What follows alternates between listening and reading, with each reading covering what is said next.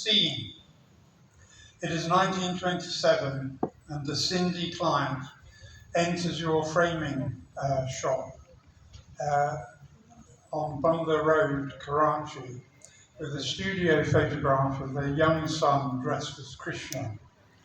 The two shop owners, Srinath Dastri and Shyam Sundar, discuss framing options and agree a price, and after the client has left, they find themselves thinking about other ways they could make a living from pictures. A few weeks earlier, a travelling sales rep from the German printers Graphema had visited, touting for business. The two Brijbasi brothers, the SS of SS Brijbasi, decided to start creating their own images. The brothers had come to Karachi in 1918 from their family home in Mathura. They were Agrawals and Pushti Margis, i.e. devotees of the god Srinathji in Nathdwara in Rajasthan. Mathura lies in Braj, where Krishna had grazed his cattle, and where in the early 1500s the idol of Srinathji was believed to have self-manifested in Mount Govardhan. In September 1670, a group of Srinathji's devotees, fearing Aurangzeb, fled with the idol on a bullock cart towards the west. The Maharaja of Mewar had given permission for the idol to be installed in Udaipur, but as they made their way there, the cart became stuck in mud about 50 kilometres north of their destination and couldn't be moved. This was taken as a sign of Srinathji's desire to be installed there, and so Nathdwara became the site of his Haveli in 1672. So this, I should have shown you this earlier. This on the left being the what, according to company law, is the earliest prototype. This is the first printed image that was inspired by the visit of that Sindhi client with his framing request. And so Sindh and Braj may seem a long way away, but in fact the Bikaner and Jodhpur Railway had opened in 1900 and connected Hyderabad, Sindh with Udaipur and Nathdwara. So there was a direct rail connection. And according to this map, it seems to have persisted, the track seems to have persisted until 1965, paradoxically.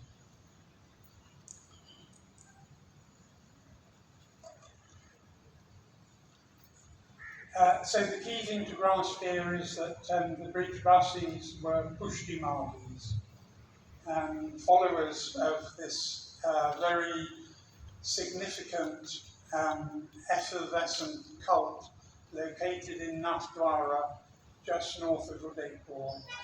A cultic centre, pilgrimage and ritual centre with its own very extraordinary tradition of painters, Brahmin painters of various subcastes, had for long resided there and produced numerous images of Nathdwara. And we'll see that it's this reservoir of artists that Srinath Dastri and Shyam Sundarlal Brijbasi would very soon draw upon in their new commercial endeavour. And to give you a sense of some of their output, on the left is a bromide print of a 1930s calendar printed in Germany, but which displays all the new postcards that they'd had designed, had initially painted by Nathdwara painters, and then printed in Dresden, in fact, as postcards, then re-imported into Karachi, where most were sold with additional zari, with glitter, applied by female members of the Brijbasi household. On the right, you can see an image, Guru Nanak, filed with the Kolkata Copyright Office. From the get-go, Brijbasi were involved in numerous copyright complaints and claim to have lost many of their most important original artworks in the Calcutta Copyright Office.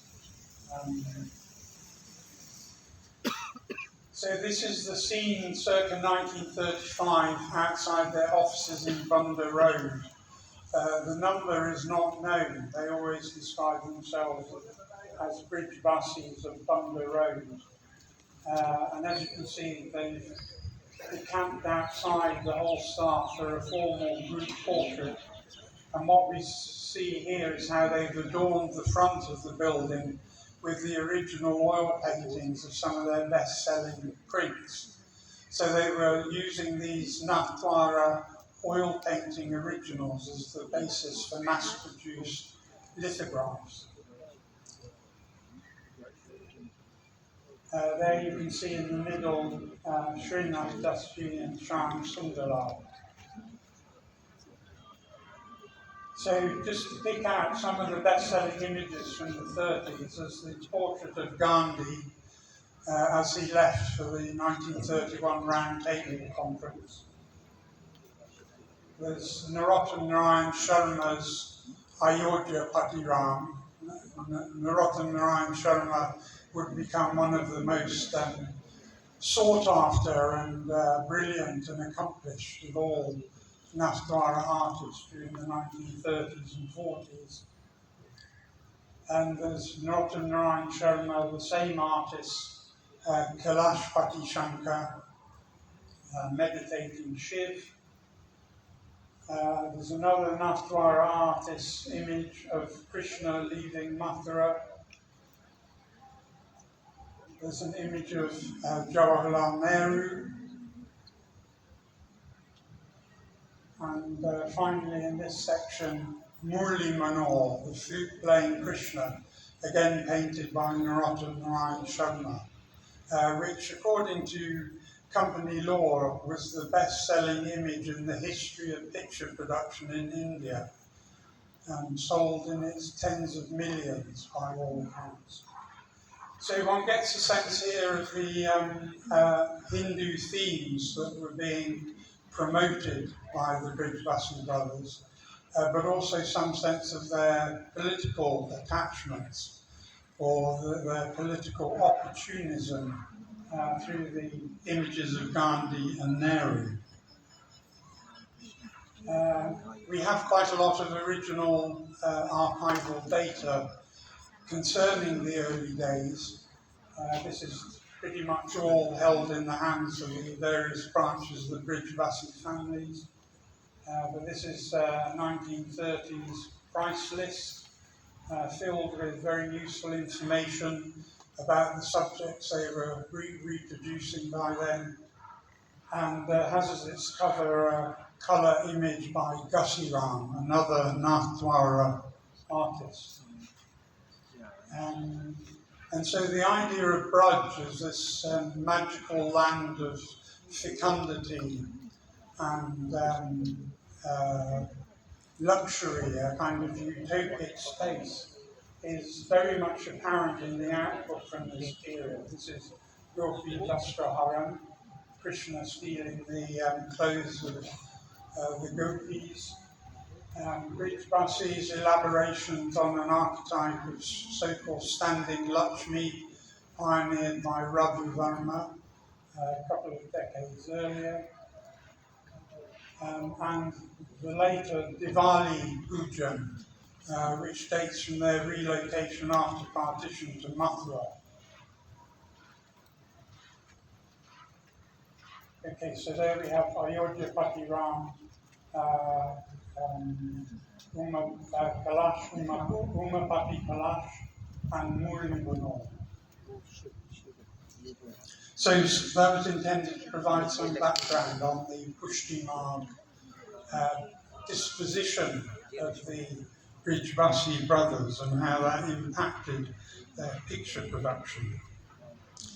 Perhaps SS Brij Basu's most enduring achievement was to give form to a pervasive nationalist landscape, an immediately recognisable and pervasive terrain which had its origins in Bengal, but its full fruition in Krishna's Braj. You go back to yeah.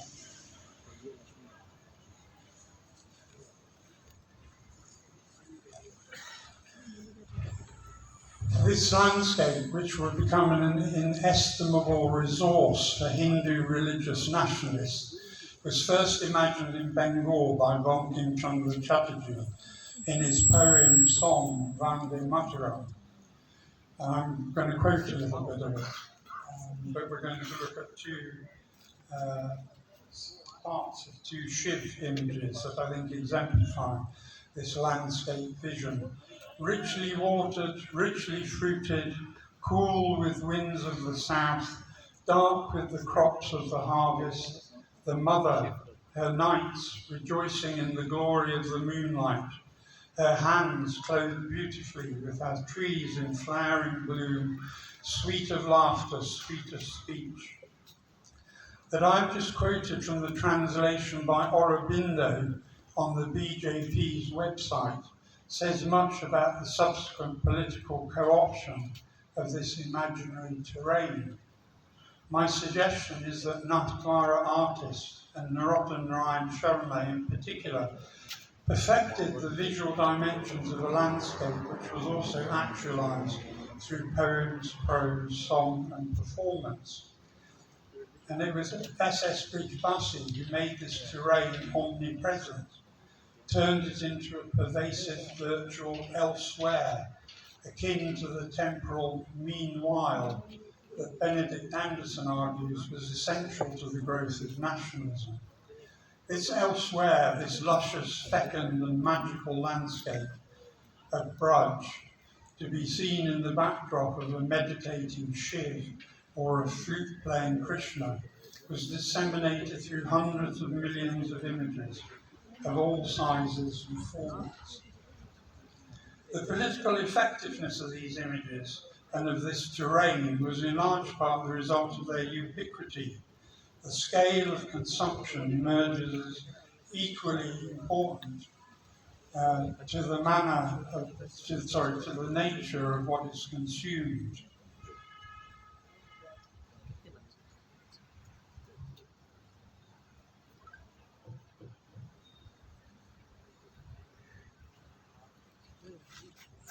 So equally important to the nature of what is consumed, to the performative reunification of the fragmented signs of the nation, occurred untold hundreds of millions of times through the repetitive gestures of the devotee facing his or her domestic chromolithographs, and through that same individual's awareness around him of numerous other citizens in the making, also possessing images coded in the same style.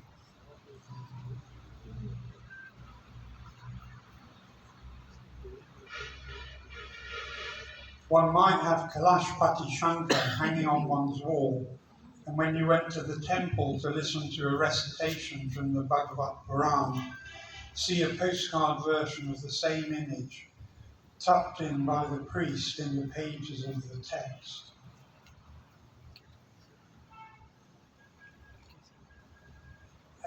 There's a lot more one could say if we had time about the Gandhian inclinations, the nationalist inclinations of Braj Basi. So there are many remarkable images from this period, such as Way to Swaraj. And perhaps the final concluding evidence of this allegiance and alliance is an image called Gandhi Ki Swarg Yatra, Gandhi's Journey to Heaven, in which, so produced in 1948, in which, I'm afraid you probably can't see it in the detail on the right, Narottam Narayan Sharma, the artist, includes the face of Srinath Dasji Braj Basi between the Chinese ambassador and Abdul Kalam Azad. So if the painting is to be believed, Srinath Dasji was there at the funeral. After partition, the Braj brothers relocated to Mathura in the heart of Braj, where they would continue to produce images of gods located in the magical pastoral fecundity of Braj. But their repertoire would soon also widen to appeal to new commercial demographics that included both Muslim and Dalit customer bases. One image I probably should have shown earlier is Guru Nanak with his two disciples, Bhai Bala and Bhai Mariana. This is probably from the early 30s, from the Bunda Road period.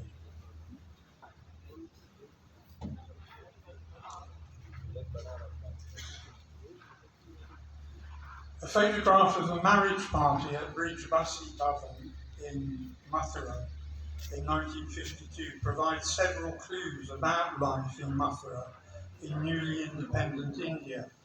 Note that hanging above the beautifully arranged group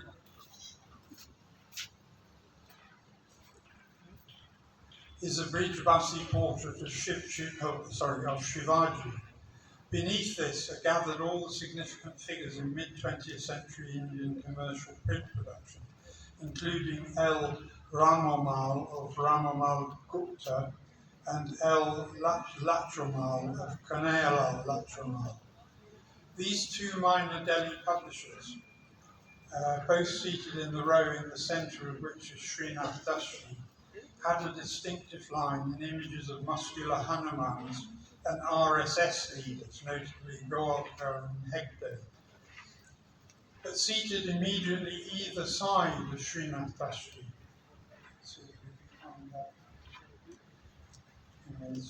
seated immediately either side of Srinath Dashri are two figures who would have far more of an influence on Srinath Dashri. Kishore Lal Das of Hemchandra Bhargava, whom I would get to know in the 1990s, and Har Narayan of Har Narayan and Sons of Jodhpur, whose son I would subsequently meet in Bombay. I ought to say that throughout this period, all these companies which, if you take the marriage photograph as evidence, seem to be living in complete harmony. They're in fact continually battling each other over copyright issues.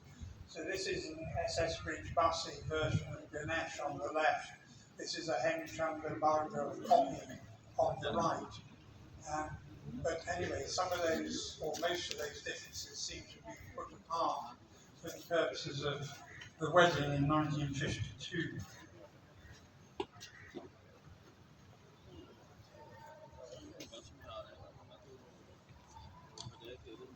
Both Hemchandra Bhargava and Har Narayan would demonstrate the compelling commercial logic of the loosening of the Braj Basi canon. Following Hemchandra's example, Srinath Dashri would come to see the necessity of meeting the visual needs of Muslim customers, and following Har Narayan, Braj Basi would become far more open to what are sometimes called the little traditions of Hinduism, a whole range of minor tribal and Dalit deities and devtas, for which commercial print culture would soon build large audiences. Hemchandra Bhargava had been founded in Chandni Chowk, Delhi in 1900 and developed significant early lines in Sikh images and ornate Quranic inscriptions and pictures of Sufi shrines such as Nizamuddin, Ajmer Sharif, and other destinations such as Karbala. These images, frequently in landscape rather than portrait format excuse me, were often lithographic riffs on earlier woodcut depictions and had a much lighter feel to them than the heavy chiaroscuro and varnish of Ravi Varma oleographs. Right, these two slides should be in the opposite order. I want to talk about this Hemchandra Bhargava image first.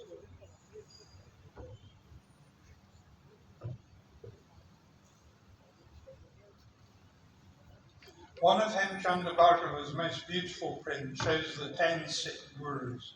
It is clearly indebted to earlier woodcuts, such as those collected by Lockwood Kipling in Lahore, although printed in Amritsar in the 18th.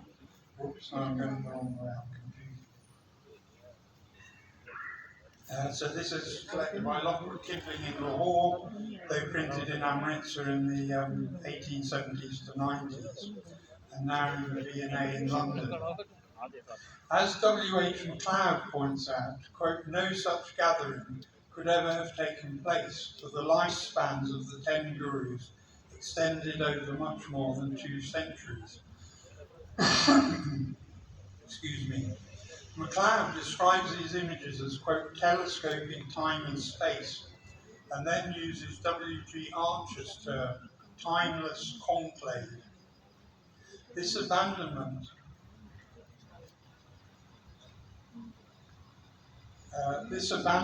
of what E.H. Gombrich termed the eyewitness principle, i.e. that an image shows only what in theory a single eye could see, is a common feature of much South Asian visual culture. It's apparent, for instance, in much digital popular photographic work. In this composite image from central India, deceased parents, Nirmala and Babalal, at the top left, are depicted as though they were co-present. We will see other Shia examples of this in a moment, but it's worth stressing how unusual this was in the context of early Brij Basi production. All the Braj-related images, although very committed to a frame rather than a screen within which reality, so to speak, curled up inside, essentially respected the eyewitness principle. This reflecting perhaps the fact that for Vallabha, the founder of the Pushti Marg sect, the world is real. It is not, as in Shankara's Advaita Vedanta, proclaimed an illusion. And since it was real, it could be seen in totality by one human eye. Brij Basi's meeting of 6 saints, which I think we saw,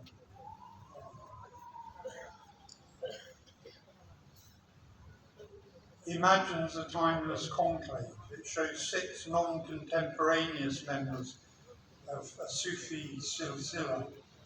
Clockwise from top right, Abdul Qadir Jilani from Baghdad, Abu Ali Shah from Panipat, Nizamuddin Alia from Delhi, Babat Farid from Pakpatan, Bakhtiar Kaki from Delhi, and Moinuddin Chisti from Ajmer.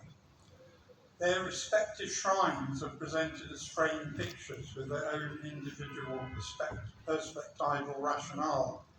The saints, by contrast, all share the same timeless space. Perhaps hyperspace is the best term to describe the fluid geography of the Ziyarat pilgrimage maps that Brij Basi and other presses produced.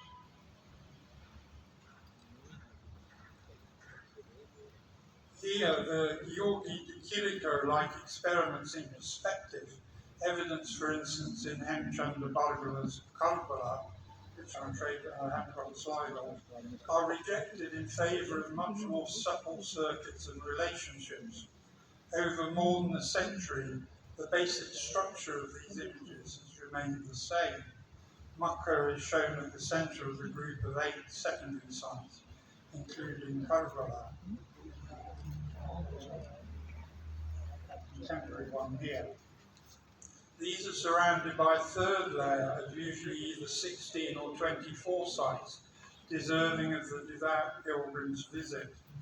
These hyperspatial images can be placed alongside other images that play with the relations between hierarchies of forms, such as those depicting the avatars of Vishnu or the 9 planets. Indeed, it could be claimed that the depiction of the relation between different manifestations is one of popular South Asian visual culture's greatest contributions. Images of single sites continue to be produced alongside the Zierat maps. Multiple iterations are usually traceable to venerable prototypes. Thus, for instance, M. Chandra Bhargava's 1920 images of Nagpur Sharif was clearly one of the points of reference for Braj Basi's 1970s version of the same location. The Braj Basi image is signed Rastogi Studio, indicating its origin in the Meerut studio of Yogendra Rastogi, the artist famous for his superfine Durga and Amber images. So a few more Braj Basi images from the 60s onwards, which are signed Rastogi Studio, until the main artist responsible for them, H.R. Raja, breaks free and then signs on his own. So this is Braj Basi, the detail from Braj Basi's Nagpur Sharif on the left, and this is H.R. Raja as I photographed him in the late 1980s. So H.R. Raja, of course, was a Muslim artist working under Yogendra Rastogi, best known for his Durga and Amber images. So those signed for Rastogi Studio, the images are in fact the work of H.R. Raja, a Muslim apprentice in Rastogi's atelier, who would subsequently work independently. Employed to produce Muslim subjects, especially those requiring Urdu or Arabic script, he's now best remembered for the profusion of images of Indian freedom fighters, and especially of Bhagat Singh and Chandrasekhar Azad. So these are two, unfortunately the colours are rather faded in the projection, but to my mind, two of H.R. Raja's greatest masterpieces, both produced as square calendar images to be only printed by local merchants at the bottom. But what he's really known for is images of Indian freedom fighters, especially Chandrasekhar Azad and Shahid Bhagat Singh, both of whose artwork died in 1930 and 31, respectively. Chandrasekhar Azad died in a shootout in Allahabad Central Park with British police, and Bhagat Singh famously was hung at the conclusion of the Lahore conspiracy trial. So H.R. Raja has produced literally hundreds of these images, endless recombinations, through a kind of Lévi-Straussian bricolage, taking a familiar element, combining it in a slightly different way with a less familiar new element, and producing in its heyday dozens of these new images each year in time for the Diwali calendar month.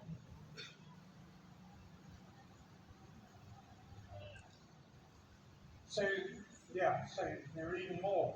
I confine myself to 3 slides, but I have several hundred of these.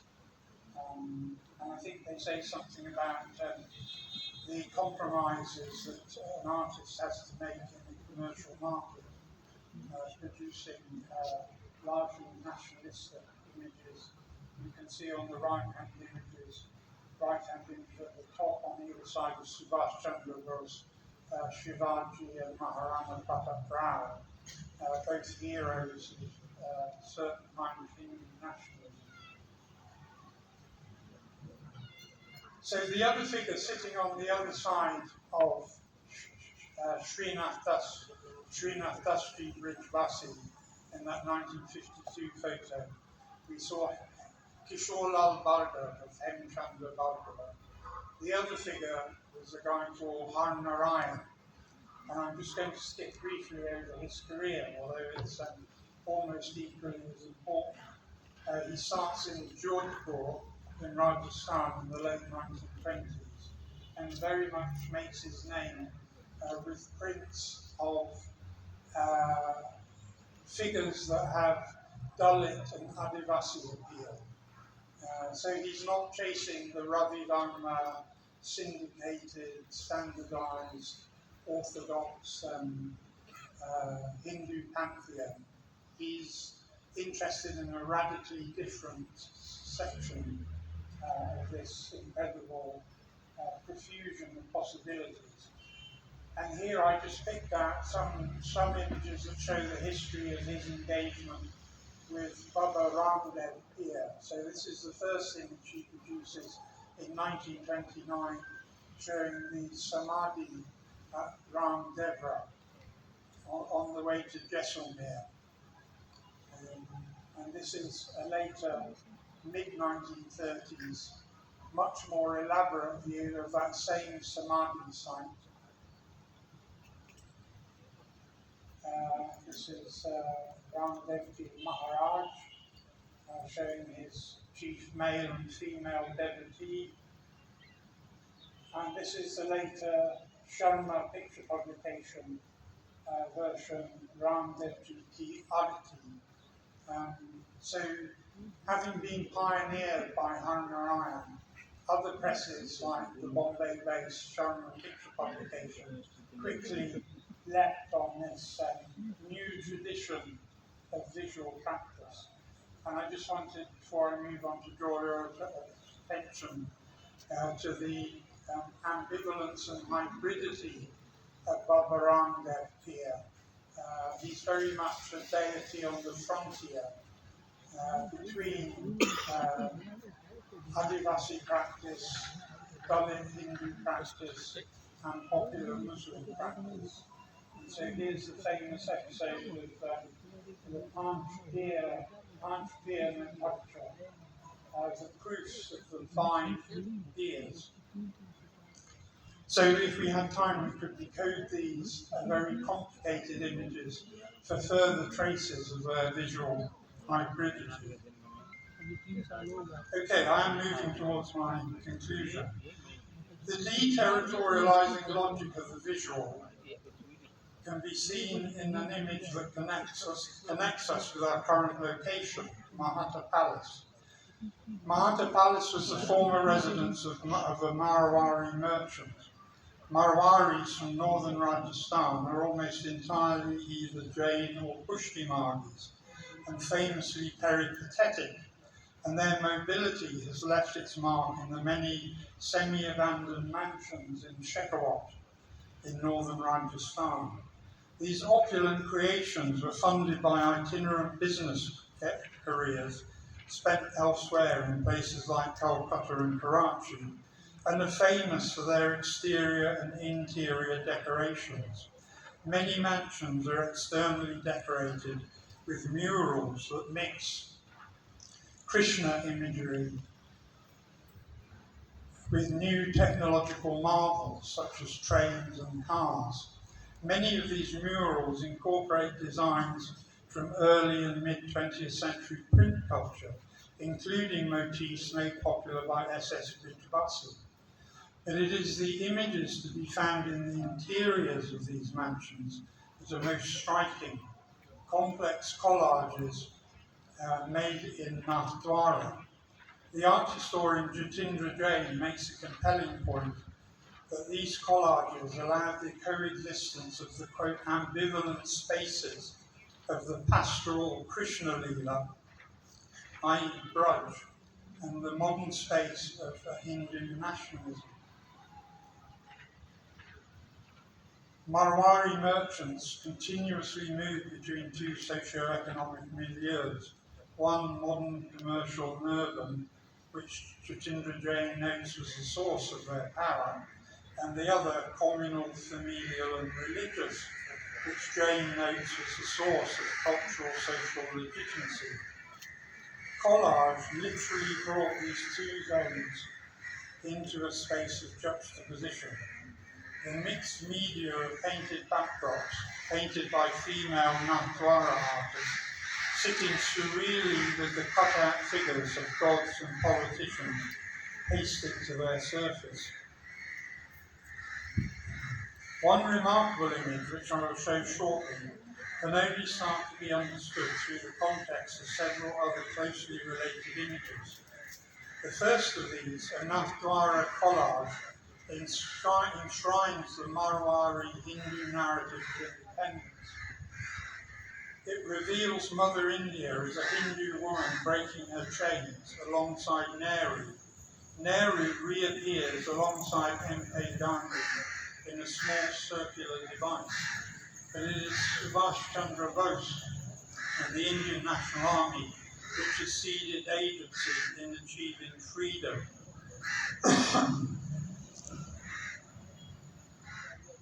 The logo Jai Hind reveals lines of Iron troops, of the Indian National Army troops, and the faces of the heroes of the 1946 Red Fort trial. I'm just going to replenish my water.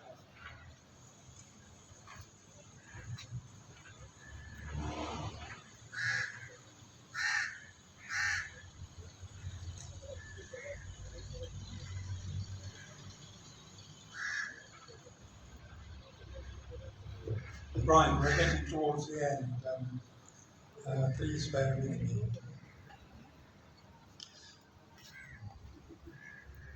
Another collage shows Bose's framed portrait hanging above the Shekhawat mansion. But in the foreground, something strange is happening. M.K. Gandhi is pointing accusingly at a huddle of figures.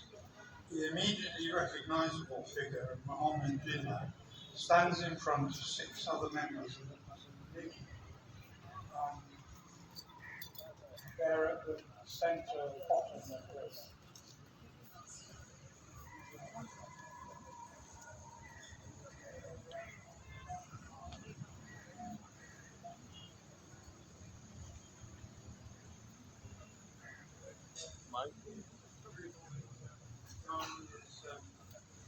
Is pointing out. Could we maybe just momentarily have the lights off so it increase visibility?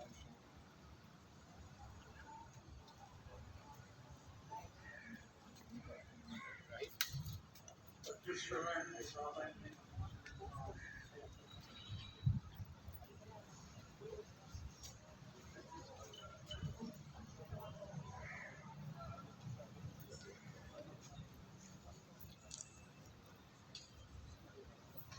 does that help?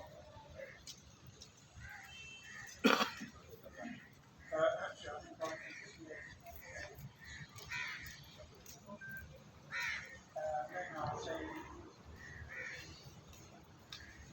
on the far left of the picture, Abdul Ghaffar Khan sits astride a horse, holding the Indian troop line.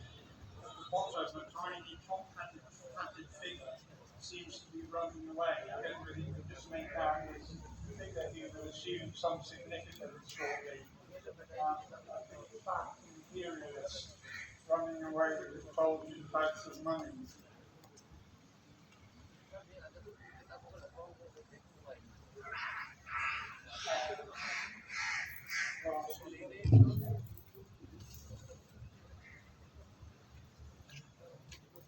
Okay, so the image I'm trying to explicate is this 5 foot by 3 foot montage. An extraordinary image that shows Brooklyn Bridge at the centre of the composition. Sorry, it shows Brooklyn Bridge at the centre of the composition.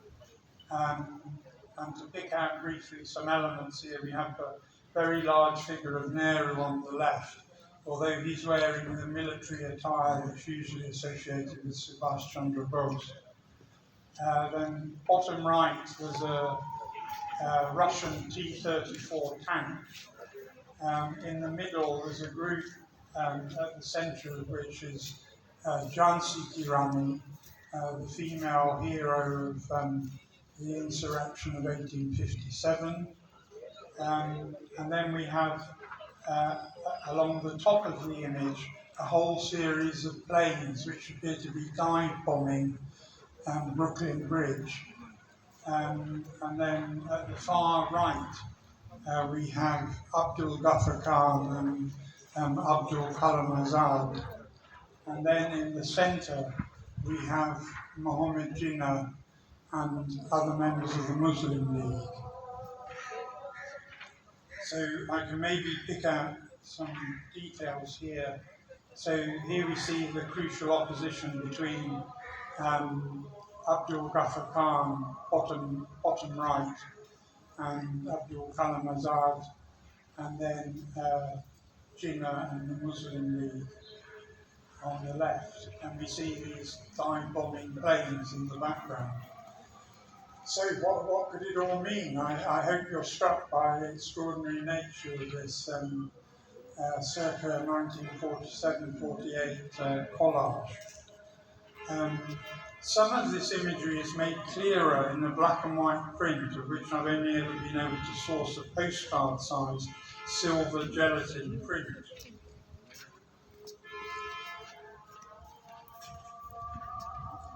Here, that tiny figure is revealed as the British colonial incarcerator of Mother India, who struggles behind bars.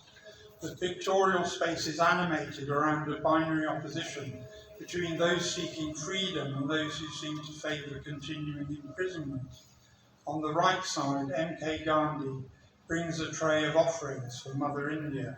Nehru clutches a Charter of Independence, and Abdul Kalam Azad and Abdul Ghaffar Khan show themselves to be literally on the right side of history. In the throng of flag-waving Indians behind them, we can just discern Sardar Patel, Raja Gopalachari, and others. This imagery echoes the sentiments expressed in Abdul Ghaffar Khan's autobiography, in which he bemoans the Muslim League's reinforcement of British colonial interests. But there's a more... Right, so anyway, I hope you're, although the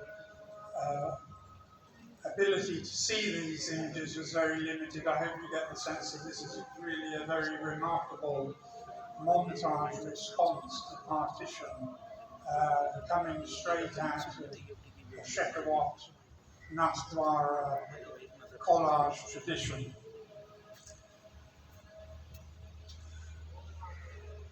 However, there's a more optimistic way of concluding this consideration of cross-border spaces. Michel Boivin has drawn parallels between Julilal and Ramdeo, or Ramdevji, as I think of him. Both are warriors, he suggests, and both operate across the liminal spaces of borders. Julilal simultaneously incarnates as a Muslim and a Hindu figure. So keeping up the optimistic conclusion, I first encountered Bullet Baba, who might be seen as a modern version of Ramdevji, in the village of Batisura in Malwa in central India, in a shrine north of Nathdwara. So I need to briefly tell you the story of Om Bana, this flourishing cult that's about 10 years old. Om Bana was inebriated. He was riding his bullet bike, his Royal Enfield bike, along an unlit road very late at night. He crashed, hit a tree in a ditch, was killed. Subsequently, the police arrived and they impounded his bike. They took the bike to the local Thana, and the next morning they discovered to their amazement that the bike had gone. They eventually traced it back to the site of the accident and concluded that the bike had decided to return to the scene of the martyrdom of its master. So they took the bike back to the police station, and this time they locked it up with chains and padlocks. And of course, the next morning they discovered the same thing. Anyway, I assume I needn't go on, you get the general idea, which is why this bike is now in a glass case in a shrine at the site of this original accident. And I have some images to show you of the shrine just south of Jodhpur. But again, the visuals are not as vividly clear as I had hoped. So I would say what you see here is a devotee and photographing themselves with their last bottle of liquor. So it's become a place where one of whose boons is the gift of being able to give up liquor. This is someone emptying his last bottle of liquor as a libation over the murti of Om Bana. And there are numerous images for sale on surrounding stalls, but they're all photographic montages. So this is very much a cult in its infancy, whose customer base is not yet sufficiently large to underwrite the production of offset lithography. So it's all small-scale photo studio, cultic visual production.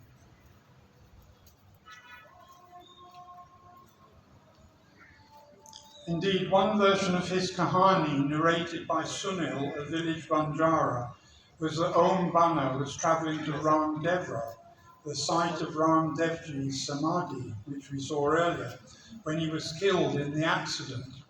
But perhaps more interesting are those village stories that place Om Bana in liminal border zones.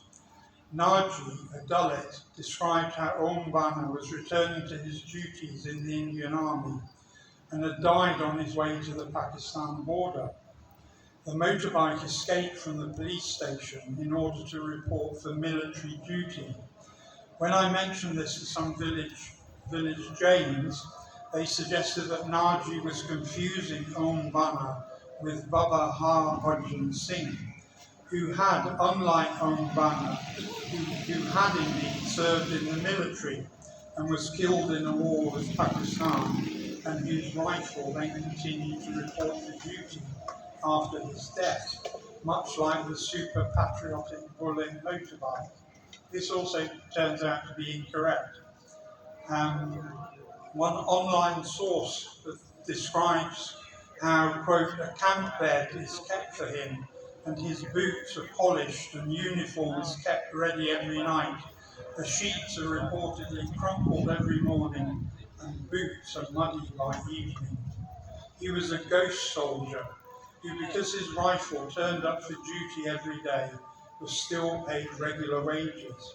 His widow did not receive a widow's pension because he was still serving. Subsequent research revealed Harbhajan Singh to have been killed in Sikkim in 1968 when his army mule dragged him to his death in a deep nullah. Although he had been born in Sadrana, now in Pakistan, he was indirectly a victim of conflict with China. But his co-option into an anti-Pakistan narrative suggests the volatility and transposability of all borders. W.J.T. Mitchell was recently asked about the itineracy of images. What would it mean to talk about images as migrants, as immigrants, as emigrants, as travellers who arrive and depart, who circulate, pass through, thus appear and disappear, as having a native or original or aboriginal location, end quote. Mitchell's questions are productive and might be considered alongside Ariella Azule's recent claim concerning the deterritorializing nature of photography. Both of those thinkers in turn made me think of my recent experience in Jaflong on the Bangladesh-India border.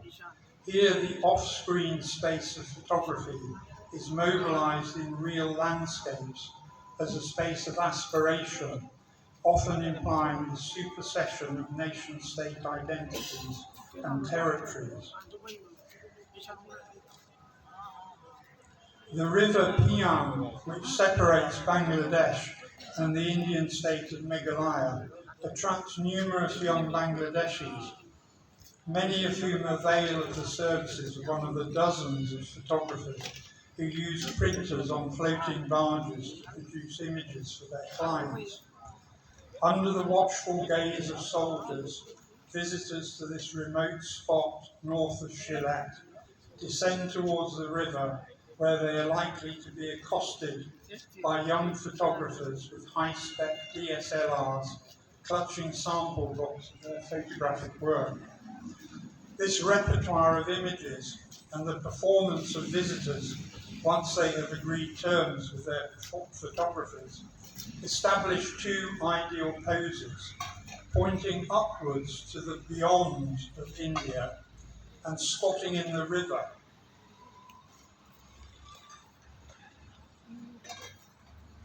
Either in the flowing water itself or perched on rocks.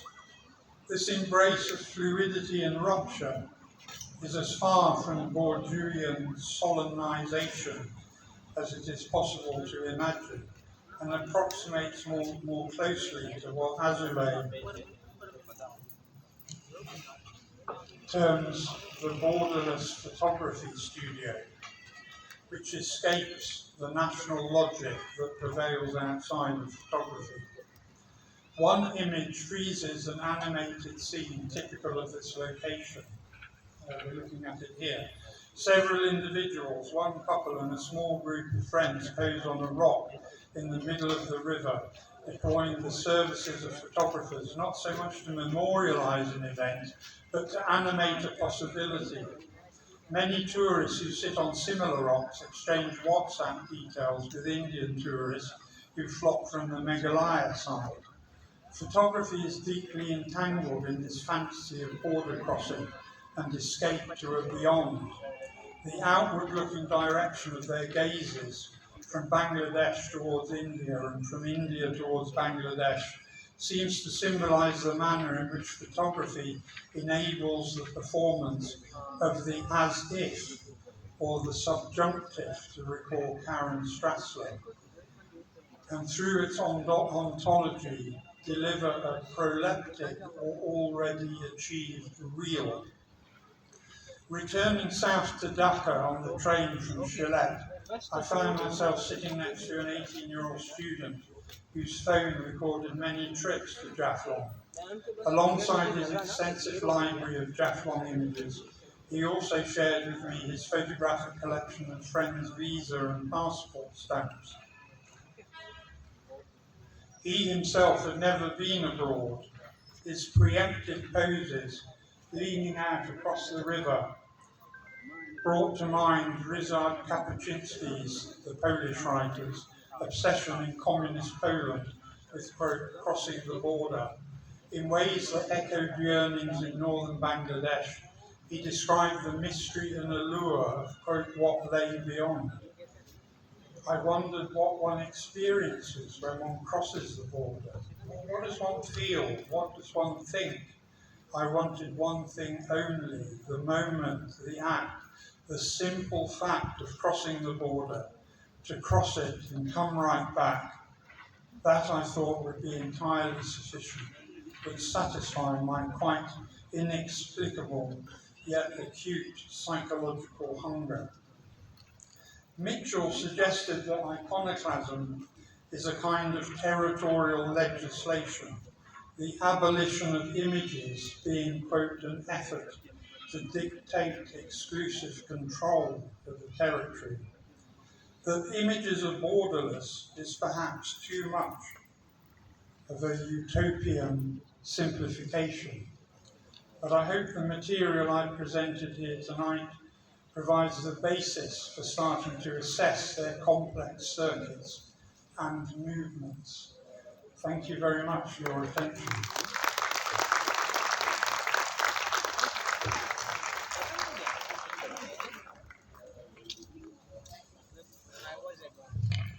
Thank you very much, Mr. Chris. The Endowment Fund Trust has been supporting for the last 3 years to this winter school social sciences workshop, and the French team has been very regular in their effort, and we look forward to them for the future collaborations as well. Today's talk is part of the same effort. I need to thank Mr. Chris Pinney, Mr. Michel Beaumont, and all of our guests including the Mohata Palace Museum. Thank you very much, everybody. The tea is served.